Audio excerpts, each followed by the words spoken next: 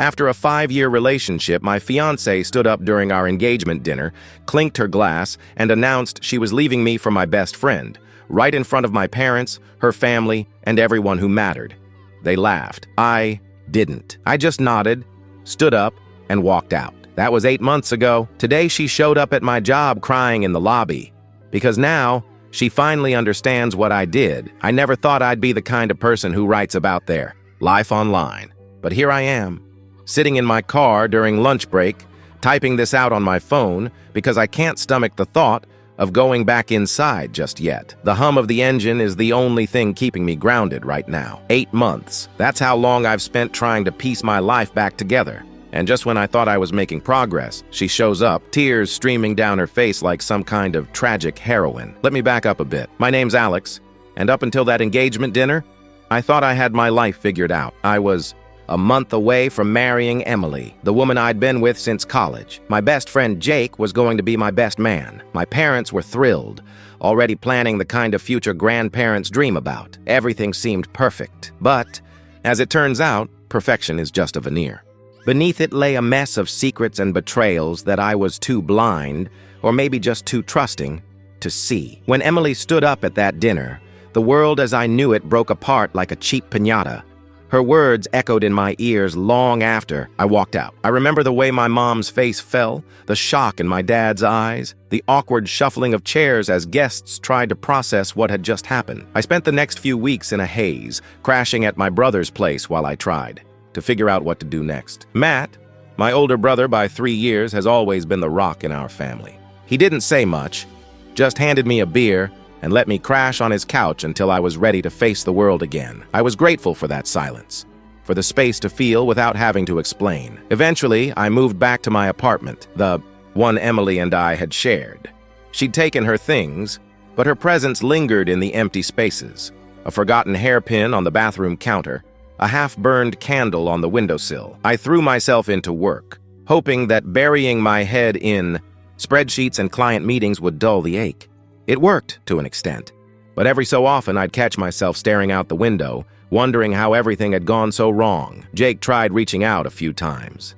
His messages went unread. I couldn't bring myself to face him, not after what he and Emily had done. The betrayal cut deeper than I thought possible. We'd been friends since middle school, bonded over a shared love of comics and bad sci-fi movies. I trusted him with everything, and he'd repaid that trust by stealing the one person I thought I could count on. So when Emily showed up today, mascara streaked across her cheeks. I didn't know what to feel. Part of me wanted to slam the door in her face, to tell her to leave and never come back. But another part, the part that still remembered the way she used to laugh at my stupid jokes, hesitated. She looked lost, like a child who'd wandered too far from home. I stood there, torn between anger and something that felt uncomfortably like pity. "Alex," she said, her voice cracking, "I'm sorry.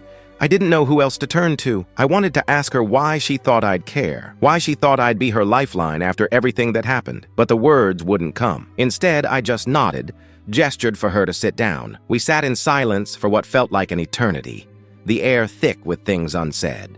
Finally, she spoke, her words tumbling out in a rush. Jake had left her. Apparently, the grass wasn't greener on the other side after all. She realized too late that what she'd thought was love was just infatuation. She wanted to come back, to try and fix what she'd broken. But I knew deep down that some things can't be mended. I'm not sure what I'll do next. Part of me wants to forgive her, to try and salvage the good memories from the wreckage. But another part of me, the part that's been slowly rebuilding, knows that moving on means letting go. I guess time will tell which side wins out in the end. For now, I'm just trying to breathe, to take things one day at a time, and maybe, just maybe, find a way to forgive myself for not seeing the signs sooner. I sat there in my car, the engine, still humming softly, trying to make sense of Emily's unexpected reappearance in my life. The irony wasn't lost on me. I'd spent months trying to forget the way she used to laugh, the way her eyes crinkled at the corners when she was genuinely happy. Now, here she was,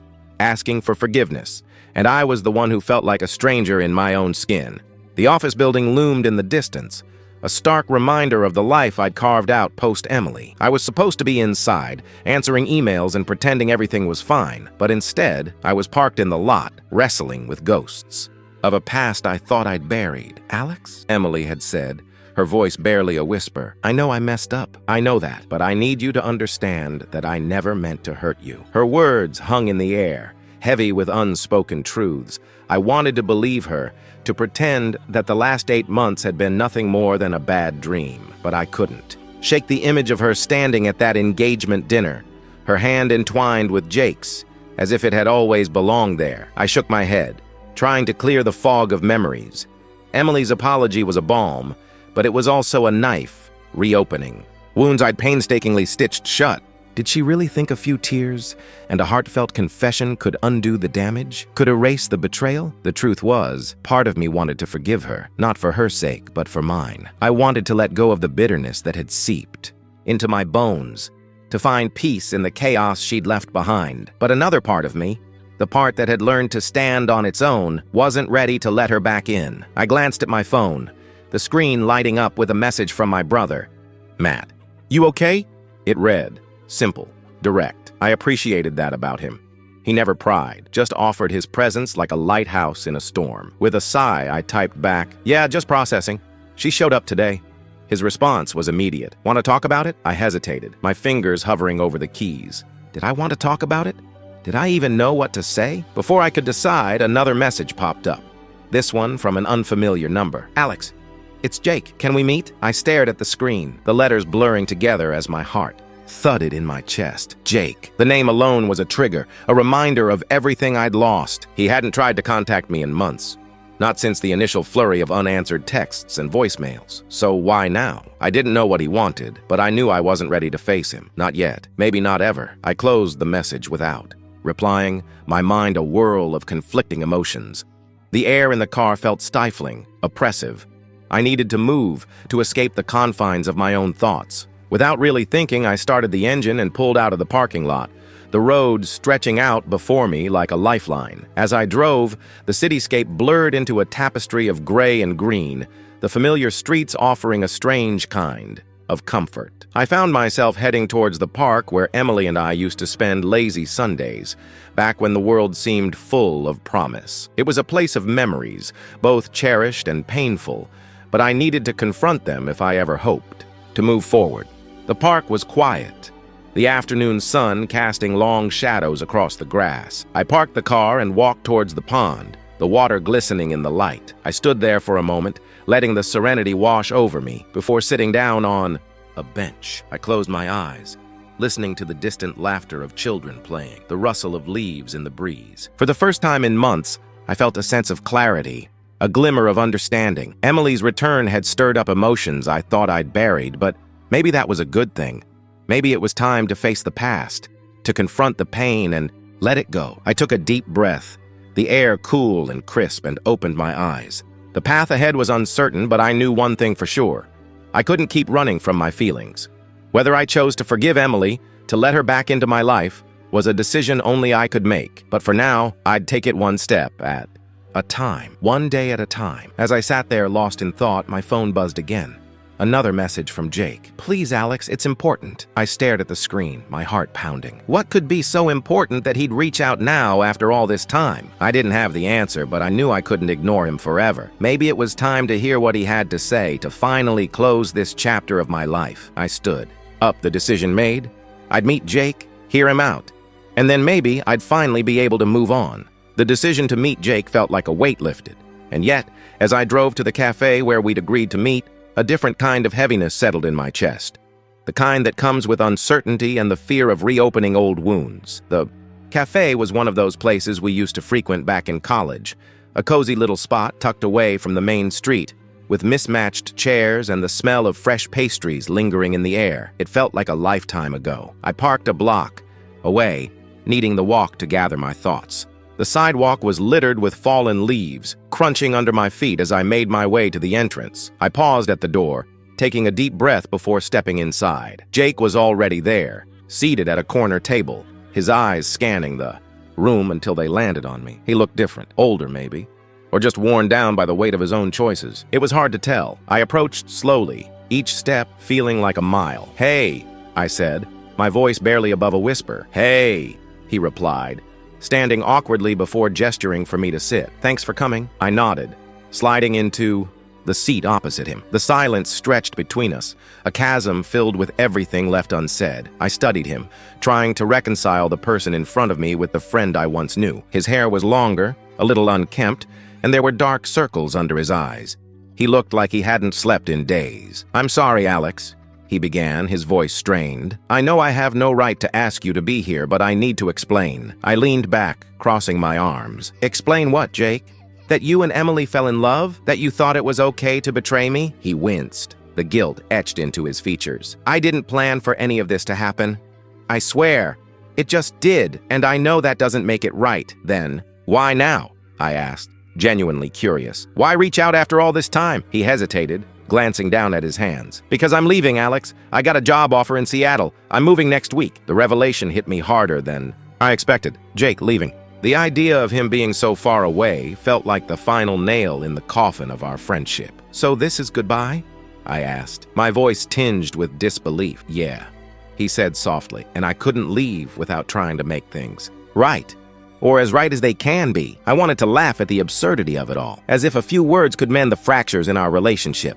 But as I sat there looking at the man who had once been like a brother to me, I realized that maybe I needed this closure as much as he did. "Do you love her?" I asked, the question slipping out before I could stop it. He looked up, meeting my gaze. "I thought I did, but now, I don't know. Everything's so messed up." I nodded, understanding more than I cared to admit. Love was a complicated beast, one that didn't always play by the rules. "And Emily? She's staying," he replied, his voice barely audible. "We're done." The words hung in the air, a bittersweet confirmation that the past 8 months hadn't been a fevered dream.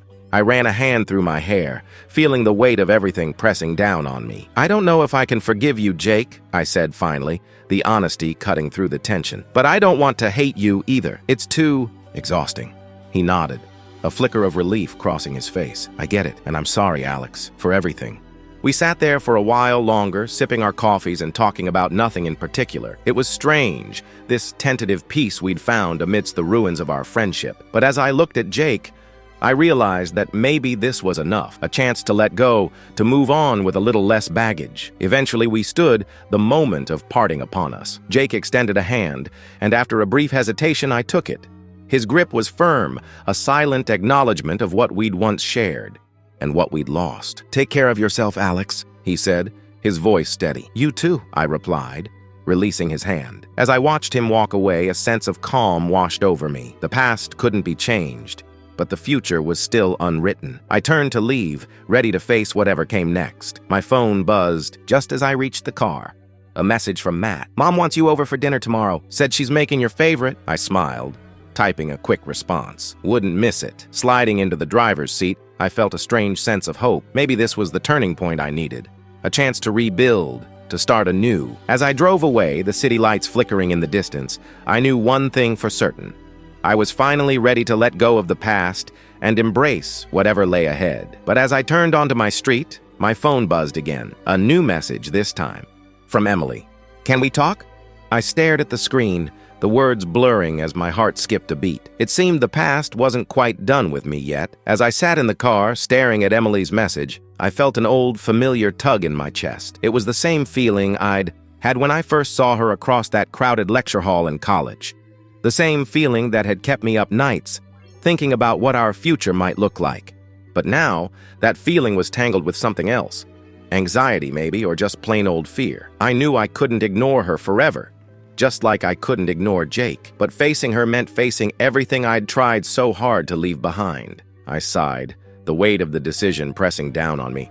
I typed a quick response. "Okay. Tomorrow?" Her reply came almost instantly. "Thank you. I'll come by your place." I tossed my phone onto the passenger seat, trying to quell the rising tide of emotions. I needed a distraction, something to take my mind off the impending conversation. I turned the key in the ignition, the engine's rumble a welcome break from the silence. Driving aimlessly, I found myself heading toward the gym, a place I hadn't visited in months. It used to be my sanctuary, a place where I could drown out the world with the clanging of weights and the rhythmic pounding of my feet on the treadmill. I parked and walked inside, the familiar scent of rubber mats and sweat greeting me like an old friend. I changed quickly and headed to the free weights, hoping the physical exertion would clear my mind. As I lifted, I focused on the burn in my muscles, the steady rhythm of my breath. But no matter how hard I pushed myself, I couldn't shake the thoughts swirling in my head. Emily, Jake, the tangled web of our past still held me captive, a constant reminder of what once was and what could never be again. I wondered if I'd ever truly be free of it, or if I was doomed to carry these ghosts with me forever. After an hour, I gave up, my body exhausted, but my mind still racing. I headed to the locker room, splashing cold water on my face in a futile attempt to wash away the memories. As I stared at my reflection in the mirror, I barely recognized the man looking back at me. He seemed older, wearier, like he'd lived 1,000 lifetimes since that fateful engagement dinner. I dried my face and headed out, the setting sun casting long shadows across the parking lot. As I walked to my car, my phone buzzed again. This time, it was a message from Matt. "Hey, you good?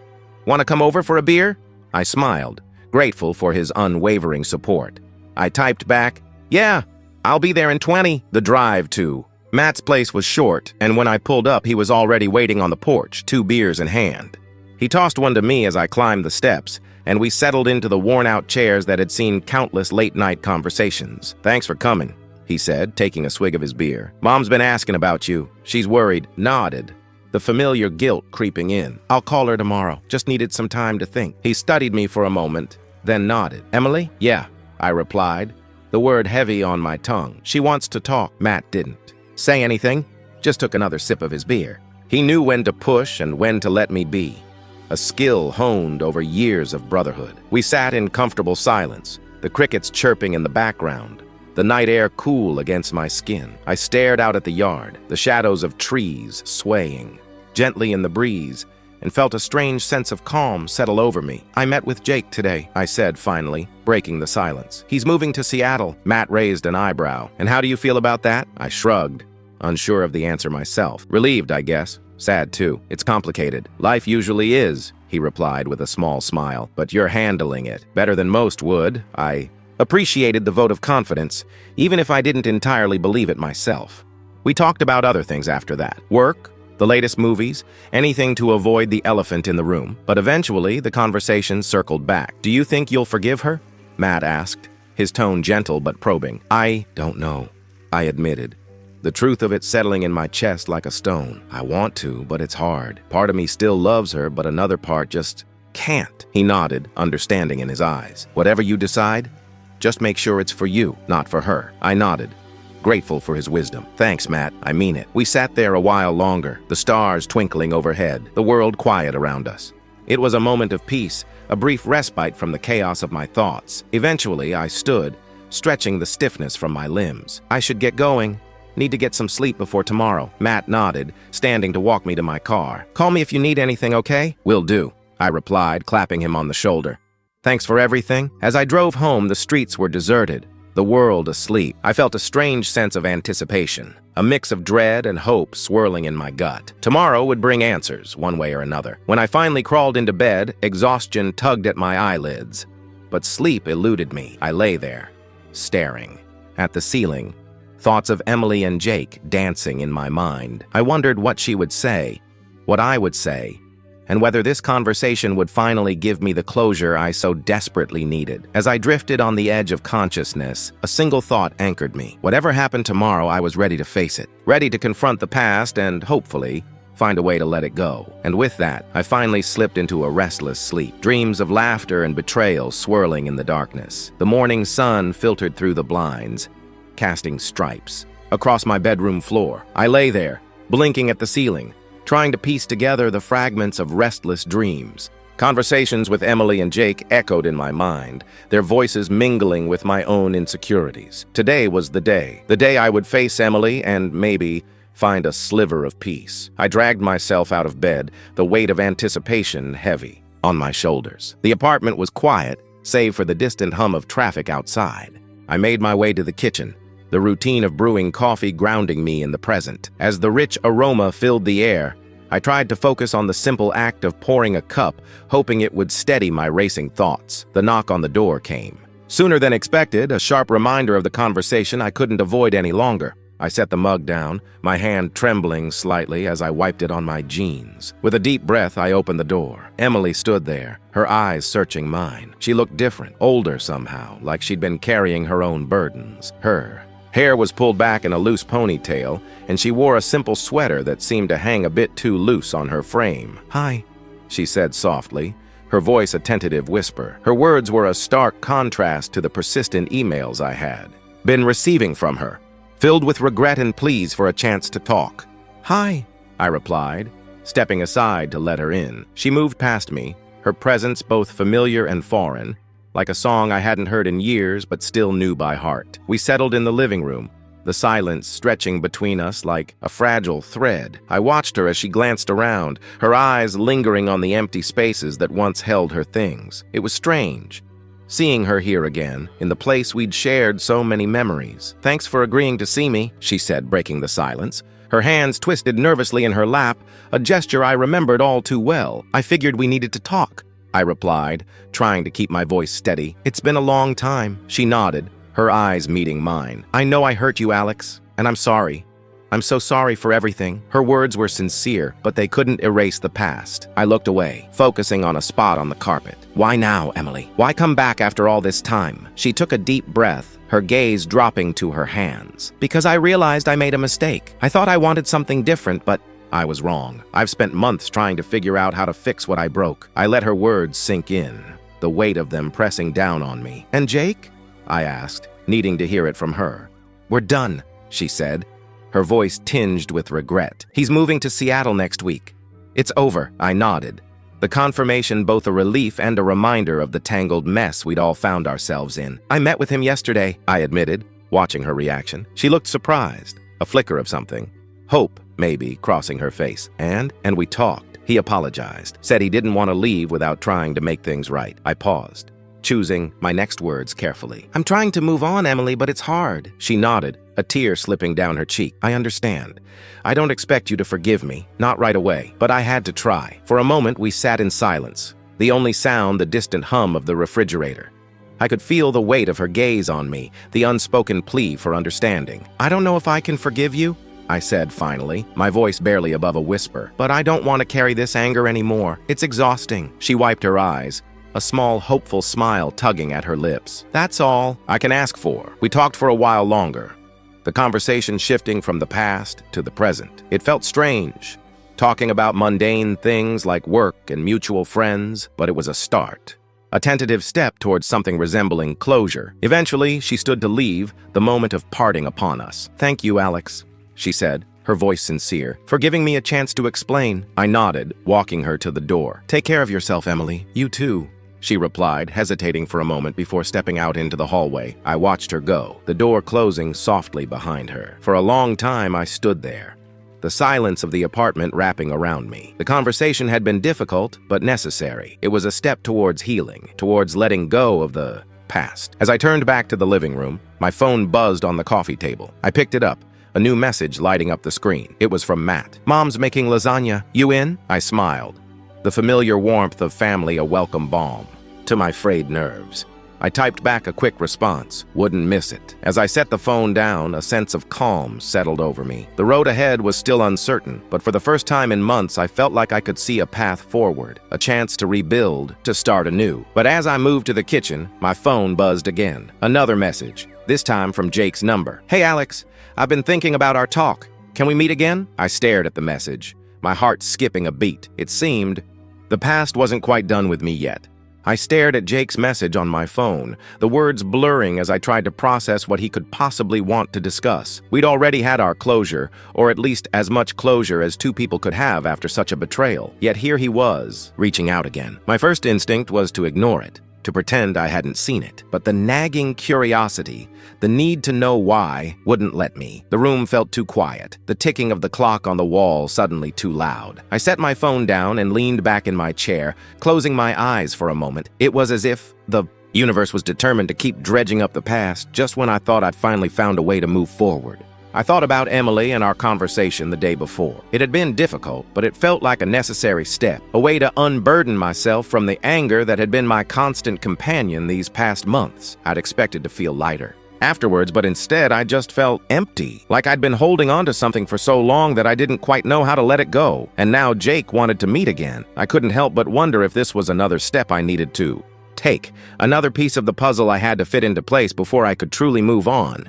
I picked up my phone again, my fingers hovering over the screen. Finally, with a sigh, I typed a short response. Okay. When and where? His reply was immediate. Coffee shop by the park? Tomorrow at 10? I agreed, feeling a strange mix of dread and anticipation settle in my stomach. It was the same cafe where we'd met the day before, where so much had been left unsaid. I wondered what new revelations awaited me this time. The rest of the day passed in a blur. I tried to focus on work, on anything that could distract me from the swirl of emotions in my head. But no matter how hard I tried, my thoughts kept circling back to Jake, to Emily, to the tangled web of our past. That evening, I found myself at Matt's place again, seeking the comfort of his steady presence. He didn't ask about the message, didn't pry into my thoughts.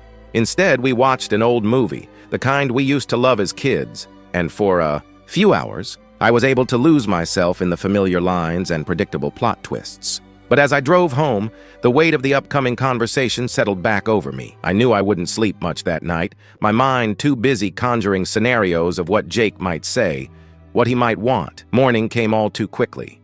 The sun, streaming through the blinds as I lay awake, staring at the ceiling. I got up and went through the motions of getting ready, the routine grounding me in the present. By the time I left the apartment, I felt a little more prepared, a little more ready to face whatever awaited me. The cafe was quiet when I arrived, the morning rush having already come and gone. I ordered a coffee and found a seat by the window, the view of the park offering a momentary distraction. I watched as people passed by, their lives seemingly uncomplicated, untouched by the kind of drama that had unfolded in mine. Jake arrived a few minutes later, his expression unreadable as he spotted me and made his way over. We exchanged a brief nod, a silent acknowledgement of the tension between us. He sat down, and for a moment neither of us spoke, the silence stretching like a taut wire. "Thanks for meeting me," he said finally, his voice low, careful. "I'm not sure why we're here again," I replied honestly, taking a sip of my coffee. "I thought we'd said everything yesterday." He nodded, looking down at his hands. "I know, but there's something else I need to tell you." I waited, the anticipation gnawing at me. "Okay, go on." He took a deep breath, his eyes meeting mine. "I didn't just come to apologize yesterday. I wanted to tell you about Seattle because, well, I wanted to give you this." He reached into his pocket and pulled out a small envelope, sliding it across the table. I stared at it, confused. "What is this?" "It's a letter," he said, his voice steady but his eyes betraying his nerves. "From Emily. She wrote it after everything happened, but she never sent it. I found it when I was packing and I think you should read it." I hesitated, my mind racing. A letter from Emily, written in the aftermath of our engagement dinner. I wasn't sure I wanted to know what it contained. Wasn't sure I wanted to reopen those wounds. But something in Jake's expression told me it was important. I picked up the envelope, turning it over in my hands. "Why didn't she send it?" "I don't know," he admitted. "Maybe she was scared. Maybe she thought it wouldn't make a difference. But I think she wanted you to have it." I nodded, slipping the envelope into my jacket pocket. "Okay, I'll read it." We sat in silence for a while longer, neither of us quite sure how to end this unexpected meeting. Finally, Jake stood, the chair scraping against the floor. "I hope it helps," he said, his voice sincere. "I really do." "Thanks, Jake," I replied, meaning it more than I expected. "Safe travels to Seattle." He nodded, a small, sad smile on his lips. "Take care, Alex." As he left, I felt a strange sense of closure settling over me. Whatever the letter contained, it felt like the final piece of the puzzle, the last thing I needed to confront before I could truly let go. I sat there for a while, the envelope a weight in my pocket, before finally standing and heading home. As I walked, I felt a sense of calm wash over me, a quiet certainty that whatever happened next, I was ready to face it. Back at my apartment, I sat down at the kitchen table, the letter in front of me. I took a deep breath, steeling myself for whatever truths it might hold, and carefully opened the envelope. As I unfolded the paper, Emily's familiar handwriting greeted me, the words, "A bridge to the past." I began to read, my heart pounding in my chest, knowing that this was the moment that would finally set me free. The letter lay on the table, its presence almost mocking me with its simplicity. Just a piece of paper, yet it carried the weight of everything that had happened. I took a deep breath, feeling the air fill my lungs, and slowly unfolded it. Emily's handwriting was familiar, each loop and curve a reminder of the person I'd once loved. "Alex," it began, her words a bridge to a time I wasn't sure I wanted to revisit. "I don't know how to start this, but I need you to know how sorry I am. I've replayed that night over and over in my mind, wishing I could take it all back, wishing I could have seen the hurt I was causing before it was too late." I paused, my heart heavy with the weight of her regret. It was strange reading her words, knowing she'd written them in the aftermath of our world falling apart. I continued, each sentence a step further into the past. "I was selfish, Alex. I thought I was doing what was right for me, but I didn't see how wrong it was for us. He was a mistake. I see that now. I was looking for something, but I didn't realize I already had it with you." Her admission was like a balm and a wound all at once. I'd spent months trying to understand why, trying to piece together the fragments of our relationship, and here it was, laid bare in her handwriting. "I don't expect you to forgive me.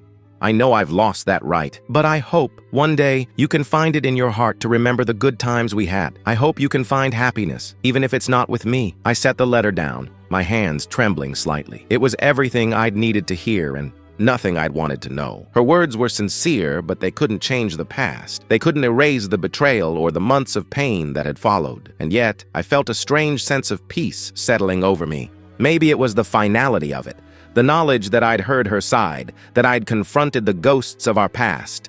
Maybe it was the realization that I didn't have to carry this anger anymore, that I could choose to let it go. I leaned back in my chair, closing my eyes for a moment. The apartment was quiet.